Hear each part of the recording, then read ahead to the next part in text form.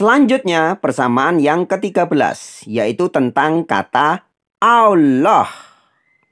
Pengungkapan rahasia wahyu yang menarik dari kata Allah itu sendiri berasal dari Sanskrit atau sebuah ungkapan dalam bahasa Hindu India yang mungkin dalam kata Sanskerta. Di bahasa Sanskrit kata Allah, Aka dan Amba adalah satu sinonim, mereka mengartikan dewi atau ibu. Kata Allah, bentukan bahasa Sanskrit julukan untuk Dewa Durga, yang juga diketahui sebagai Bhavani, Candi, dan Mahishasura-mardini.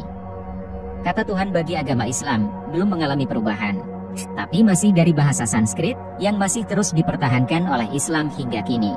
Allah, arti awalnya adalah ibu, atau dewi, atau ibu dewi, yang mengacu kepada Durga Dewi Saktinya Dewa Shiva. Secara kasat mata, tulisan Allah dalam aksara Arab sekilas sangat mirip dengan Omkara atau Trisula di ujung tombak Dewa Shiva.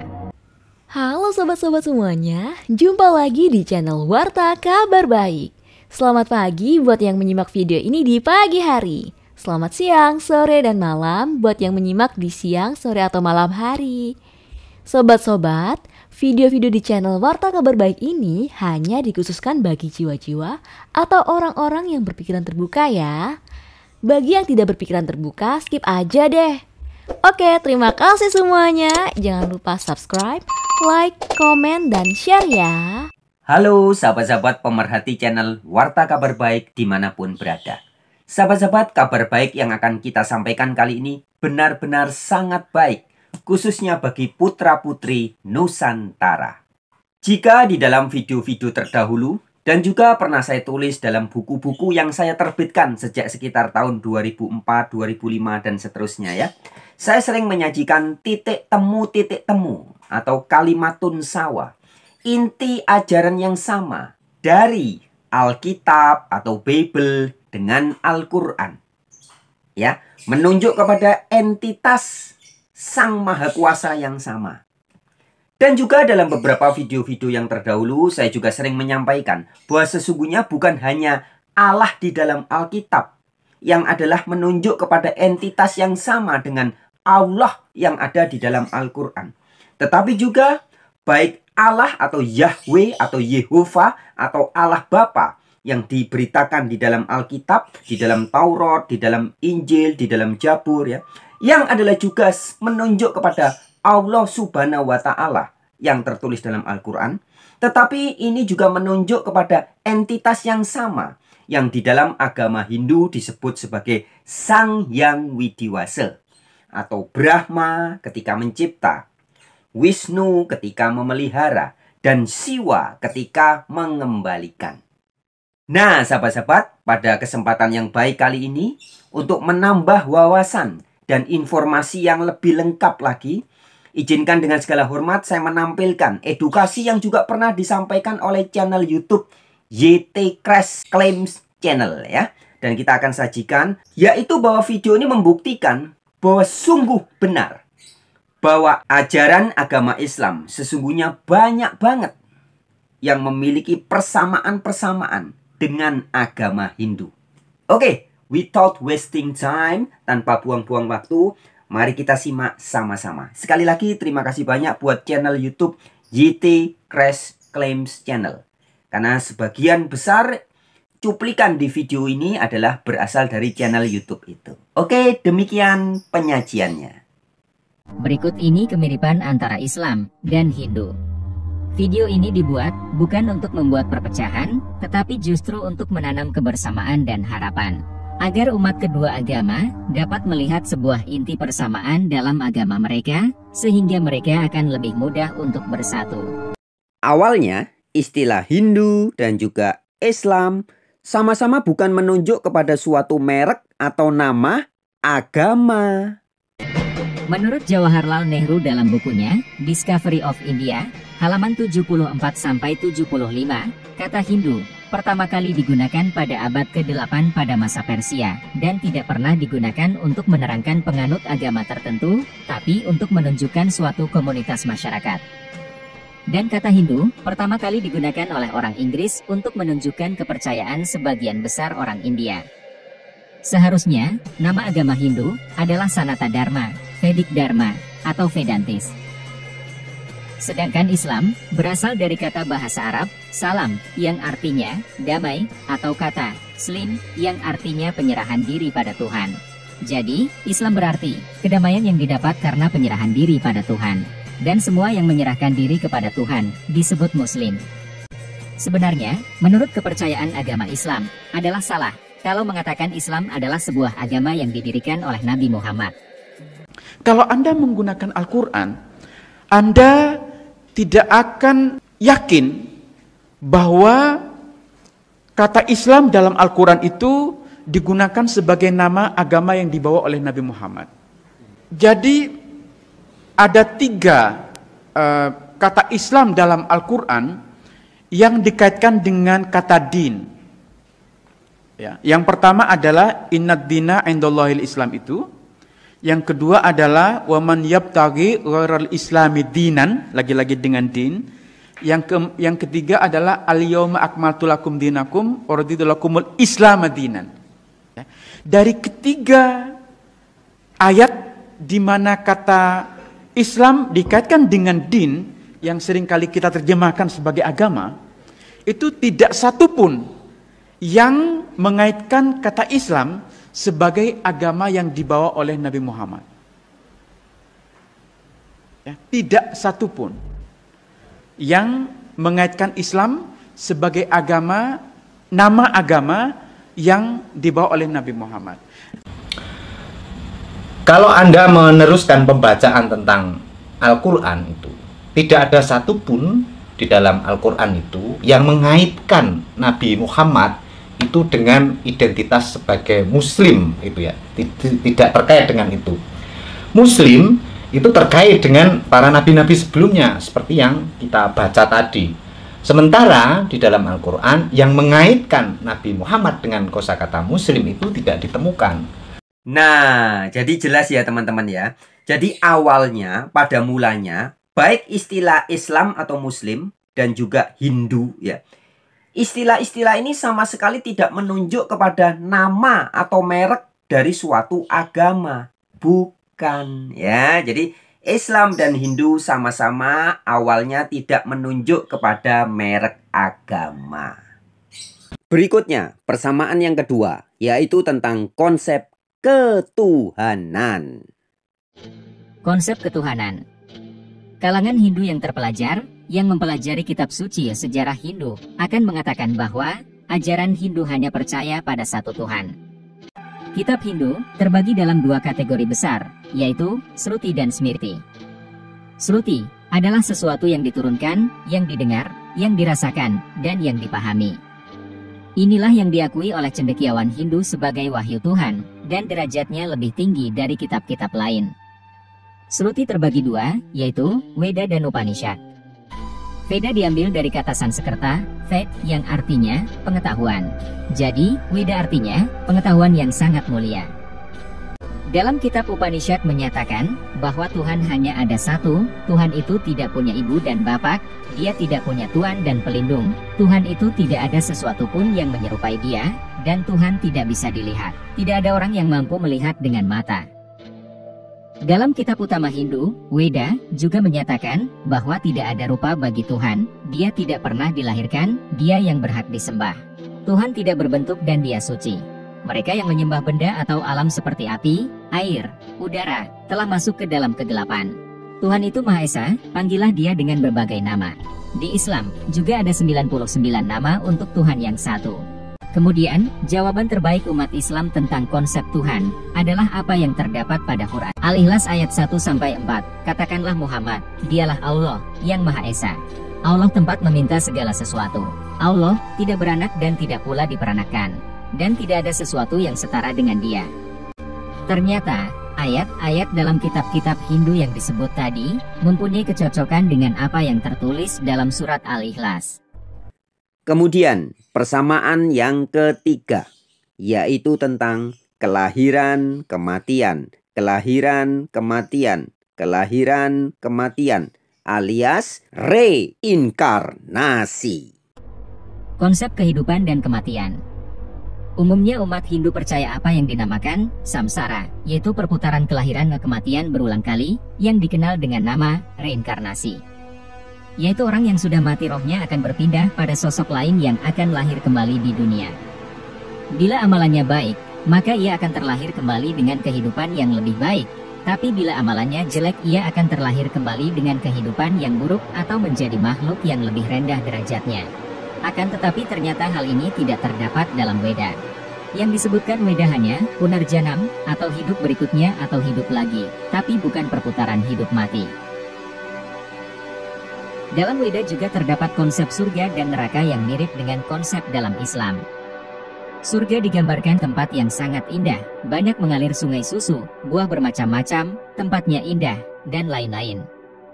Neraka juga digambarkan mirip dengan konsep dalam Islam, di mana neraka digambarkan dengan gambaran api, di mana di neraka orang akan mengalami penderitaan.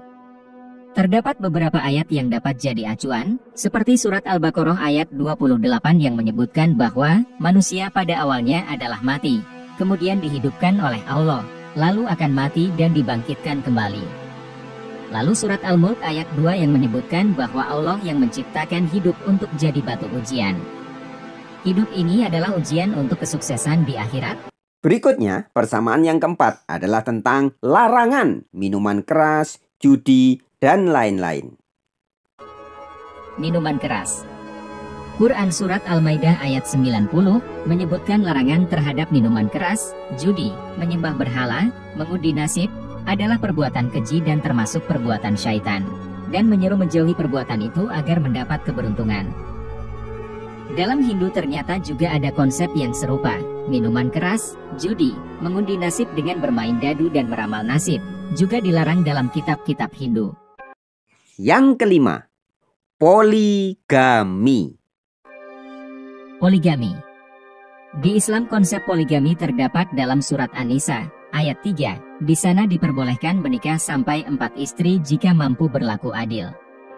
Lalu bagaimana dalam Hindu? Adakah disebutkan tentang poligami? Beberapa yang hal dapat dijadikan acuan adalah sebagai berikut. Ayahanda Sri Rama punya 4 istri, Krishna punya 16.100 istri. Jika dianalisa, orang Hindu boleh mempunyai istri berapapun ia mau, hanya saja di India, pemerintah membatasi orang Hindu hanya boleh menikah dengan 1 istri. Dan selanjutnya yang keenam yaitu tentang jihad. Jihad. Dalam Islam, mungkin sudah tidak perlu diterangkan lagi untuk urusan jihad, atau berperang di jalan Tuhan. Hindu juga punya konsep jihad yang sama dengan Islam, yaitu berjuang atau berperang melawan kebatilan, seperti dalam paparan berikut ini. Seseorang yang jihad akan syahid atau disebut yoga. Bahkan, seorang ksatria tidak akan bisa masuk surga sampai dia berani berjihad. Kemudian yang ketujuh, ini sangat menarik ya teman-teman, yaitu tentang rukun Islam. Rukun Islam dalam Hindu. Dalam riwayat Bukhari dan Muslim menyatakan, Islam itu terdiri atas 5 tiang, yaitu syahadat, sholat, puasa, zakat, dan haji. Syahadat adalah kesaksian bahwa tiada Tuhan selain Allah dan Muhammad adalah utusan Allah. Pembahasan konsep Tuhan ini sudah dibuktikan memang ada dalam Hindu. Kemudian sholat, kegiatan utama dalam sholat adalah bersujud, seperti terdapat pada Quran Surat Ali Imran ayat 43 dan Quran Surat Al-Hajj ayat 77. Dalam Hindu, ada banyak bentuk peribadatan, salah satunya disebut Shastang, yang artinya menyembah dengan 8 anggota badan. Bila kita perhatikan, sujud juga dilakukan dengan 8 anggota badan, yaitu dahi, hidung, 2 telapak tangan, 2 lutut, dan 2 kaki. Jadi, dalam Hindu juga ada konsep beribadah dengan bersujud seperti dalam sholat. Kemudian, zakat, puasa, dan beribadah haji. Dalam kitab Hindu menyebutkan kata Ilaspat, yang artinya adalah juga Baitullah. Tempat ini berada di tengah-tengah dunia, Pratiwi. Dan kita tahu, letak Mekah ada di tengah dunia pada daerah garis khatulistiwa. Jadi ternyata dalam Hindu juga terdapat konsep yang mirip dengan rukun Islam. Selain yang tertera dalam kitab suci, juga ada beberapa kemiripan dari hal-hal yang bisa kita lihat. Fakta persamaan yang ke-8 yaitu tentang bulan sabit. Bulan sabit atau Chandra Sekara yang selalu menghias rambut Dewa Shiva juga menjadi penanda dalam ujung kubah beberapa masjid dan bendera bagi umat Islam. Sebagaimana halnya merdangga atau tambura yang dibawa Dewa Shiva, menjadi media bagi umat Islam dalam wujud beduk. Tradisi Hindu lainnya yang masih berhubungan dengan Ka'bah adalah Sungai Gangga. Menurut tradisi Hindu, Gangga tidak dapat dipisahkan dari lambang Shiva sebagai bulan sabit. Kemanapun lambang Shiva berada, Gangga selalu hidup bersama. Kemiripan tersebut terdapat di dekat Ka'bah. Dan persamaan yang ke-9 adalah tentang air suci alias air Zam-Zam. Airnya dianggap keramat atau suci karena secara tradisional sudah dianggap sebagai Gangga sebelum Islam, yaitu mata air Zam-Zam. Bahkan hingga hari ini, para peziarah Muslim memperlakukan air Zam-Zam ini dengan penghormatan hingga menaruhnya ke dalam botol sebagai air keramat bagi mereka dan keluarga di rumah. Persamaan yang ke-10. Tradisi keliling Ka'bah 7 kali. Selain itu, kebiasaan mengelilingi Ka'bah 7 kali juga sama dengan tradisi Hindu untuk mengelilingi kuil tempat ista dewata yang mereka puja. Yang mana, kegiatan ini dikenal dengan nama Nagara Sankirtan. Persamaan yang ke-11 tentang tasbih. Dalam pemujaan, umat Islam biasanya menggunakan tasbih yang bijinya berjumlah 99 untuk melakukan pengulang-ulangan nama suci Tuhan. Hal yang sama juga dilakukan oleh umat Hindu dengan menggunakan japamala atau genitri yang jumlah bijinya 108 guna melakukan nama smaranam. Genitri atau japa ini juga merupakan atribut dari dewa-dewi Hindu, semisal Dewi Saraswati dan juga Mahadewa Shiva. Persamaan yang ke-12 yaitu tentang zikir yang dilakukan sebanyak 33 kali. Hindu memiliki 33 dewa, sebagian kecil orang Asia juga memuja 33 dewa sebelum pengaruh Islam. Dalam Islam, kita dianjurkan untuk berzikir berulang-ulang sebanyak 33 kali. Selanjutnya, persamaan yang ke-13 yaitu tentang kata Allah. Pengungkapan rahasia wahyu yang menarik dari kata Allah itu sendiri berasal dari Sanskrit atau sebuah ungkapan dalam bahasa Hindu India yang mungkin dalam kata Sanskerta. Di bahasa Sanskrit kata Allah, Aka dan Amba adalah satu sinonim, mereka mengartikan dewi atau ibu. Kata Allah, bentukan bahasa Sanskrit julukan untuk Dewa Durga yang juga diketahui sebagai Bhavani, Candi, dan Mahishasurnamardini. Kata Tuhan bagi agama Islam belum mengalami perubahan, tapi masih dari bahasa Sanskrit yang masih terus dipertahankan oleh Islam hingga kini.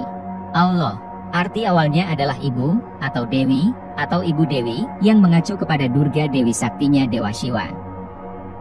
Secara kasat mata, tulisan Allah dalam aksara Arab sekilas sangat mirip dengan Omkara atau Trisula di ujung tombak Dewa Shiva. Trisula adalah senjata Siwa, salah satu dari Trimurti yang sering disembah pada masa kejayaan kerajaan Hindu-Buddha di Jawa, dan juga merupakan lambang dari kekuatan yang besar. Oleh karena itu, dewa penguasa laut juga selalu digambarkan membawa Trisula. Selanjutnya, fakta persamaan yang ke-14 yaitu terkait dengan perhitungan penanggalan yang didasarkan kepada bulan, alias kalender bulan. Kalender bulan yang sesuai aturan India dikenal di Asia Barat. Bulan Safar Muslim menandakan bulan ekstra atau adik Maas dalam kalender Hindu. Bulan Robi Muslim, seperti yang terdapat pada kata Robiul Awal dan Robiul Akhir, juga merupakan adaptasi dari Rovi yang artinya matahari. Karena Sanskrit V diubah ke Prakrit B, Prakrit sendiri adalah versi populer dari bahasa Sanskrit. Serta masih banyak lagi persamaan arti maupun kata-katanya. Persamaan yang ke-15 tentang Ka'bah. Yang kita semua sudah tahu bahwa di Ka'bah juga ada Hajar Aswad alias batu hitam yang berbentuk menyerupai vagina perempuan. Kemudian, dalam Islam ada Ka'bah sebagai titik pusat atau titik menghadapkan wajah ketika berdoa. Dalam Hindu, ada lingga yoni yang dihormati, serta sangat sakral, dan menjadi media pemujaan. Beberapa pemeluk agama Hindu melakukan pemujaan kepada Dewa Siwa dan Parwati dengan media ini. Pemujaan seperti ini mungkin sudah jarang ditemui di Indonesia, tapi masih berlangsung di India sampai sekarang. Selanjutnya, persamaan yang ke-16 adalah tradisi membersihkan badan atau wudhu. Sebagian Weda menentukan Panchmahayagna atau 5 pemujaan setiap hari Panca Mahayagna sebagai ritual sehari-hari bagi semua individu. Ini hampir mirip dengan kewajiban orang muslim membersihkan 5 bagian badan sebelum memulai doa. Juga keharusan untuk berdoa atau sembahyang sebanyak 5 kali sehari. Dan persamaan yang ke-17 adalah tentang Idul Fitri. Kata dalam Islam, Idul Fitr berasal dari Eid of Peters. Artinya dalam bahasa Sanskrit adalah tradisi pemujaan kepada leluhur atau nenek moyang, bersinergi dengan kebiasaan orang Hindu yang memperingati pelaksanaan Pitra Puja atau Pitpaksha selama sekitar 2 minggu atau 16 hari. Persamaan lainnya adalah kebiasaan Islam mengamati kenaikan bulan sebelum menentukan perayaan Idul Fitri, juga sama dengan apa yang dilakukan umat Hindu saat menentukan hari Ganesha Chaturthi. Dengan mengetahui berbagai kemiripan ini, tentu kita berharap agar masing-masing pemeluk agama kembali menyadari bahwasanya Tuhan yang satu menurunkan kitab suci yang tampak berlainan, sesungguhnya memiliki eksistensi dan intisari yang sama, dan dengan tujuan yang sama, yakni memberikan petunjuk bagi umatnya agar menjadi manusia yang baik, yang dipenuhi dengan prinsip kemanusiaan, yakni mencerminkan satya atau kebenaran, dharma atau kebajikan, santi atau kedamaian, prema atau kasih sayang, dan ahimsa atau tindakan tanpa kekerasan. Maka, tanpa memperdulikan apapun agama dan keyakinan yang seseorang anut, ia akan berhak disebut sebagai manusia sejati yang beragama, jika bisa menampilkan pribadi sebagaimana dijabarkan sebagai sisi utama kemanusiaan itu. Hanya dengan kembali ke kitab suci lah, seseorang dapat menemukan esensi sebenarnya dari ajaran agamanya yang mungkin saja tidak pernah diketahuinya karena minimnya membaca ke kitab suci. Memang umat Islam ini banyak yang tidak mengerti ajarannya sendiri. Memang umat Islam ini banyak yang tidak mengerti ajarannya sendiri. Selama ini, banyak umat yang hanya menerima saja apa yang diberikan oleh pemimpin agama mereka. Masalahnya adalah, banyak para pemuka agama yang seolah melarang umatnya untuk membaca atau menanyakan kejelasan maksud dari kitab suci, dan itu membuat terhalangnya umat untuk memahami kitab sucinya. Sekarang banyak umat Islam yang seperti itu, dibodohi. Oleh siapa? Dibodohi oleh siapa? Kok bengong lagi? Allahumma sholli ala Muhammad. Dengarkan baik-baik. Umat Islam ini dibodohi oleh siapa? Oleh siapa? Oleh ustadznya, oleh kiainya, oleh habibnya, oleh tuan guru, oleh ajengan. Dibodohi mereka. Suruh ngikut aja. Nggak pernah nanya dalilnya mana, hujahnya mana. Ya sama seperti orang Nasrani, seperti itu. Pokoknya kamu ikut dogma, doktrin, nggak boleh tanya. Kita nggak boleh dalam Islam. Kita nggak boleh ikut apa yang kita nggak tahu. Allah berfirman dalam surah 17, surah Al-Isra, surah Bani Israel, surah 17 ayat 36. Wala taqfu ma laysa laka bihi ilmun, inna sam'a wal basara wal fuada kullu ulaika kana anhu mas'ula. Jadi kamu ikut apa yang kamu tidak tahu. Nggak boleh ikut apa yang kamu tahu. Karena semua pendengaran, mata dan hati akan ditanya oleh Allah. Nggak boleh kita ikut. Oke sahabat-sahabat pemerhati channel Warta Kabar Baik, terima kasih banyak buat siapapun Anda yang sudah menyimak video ini dari awal hingga akhir. Oke, seperti biasa, jika sahabat-sahabat merasa video ini baik untuk dibagikan kepada sanak, famili, tetangga, handai, tolan, dan kerabat, silahkan bagikan video ini. Oke teman-teman, tetap semangat. Nusantara Jaya.